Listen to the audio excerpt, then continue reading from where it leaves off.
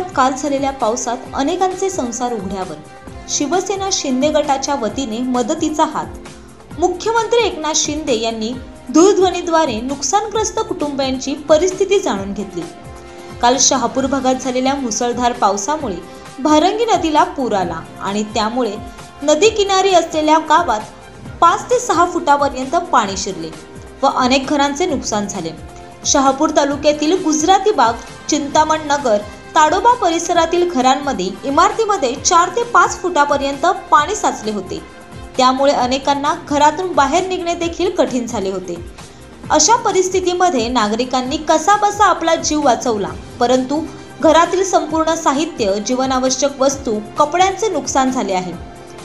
आज येथील कुटुंबांची अवस्था अतिशय बिकट झाली असून त्यांचा संपूर्ण संसार हा उघड्यावर आला आहे।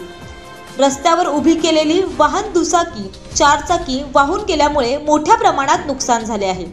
आज या भागात पाणी ओसरलं असलं तरी मोठ्या प्रमाणात चिखल तयार झाला आहे आणि हे गाळ काढण्याचे प्रयत्न नागरिक करत आहेत। शहापूर येथील आकाश पारिंगे यांच्या तबेल्यात मोठ्या प्रमाणात पाणी शिरल्याने 6 गायी पाण्यात बुडून वाहून गेल्या, त्यांचा मृत्यू झाला आहे। तर संपूर्ण पोल्ट्री फार्म या पावसाच्या पाण्यात वाहून गेल्याने जवळजवळ 8 ते 9 लाखांचं नुकसान झालं आहे। असे असताना त्यांच्या मदतीसाठी शिवसेना शिंदे गट धावून आले आहे।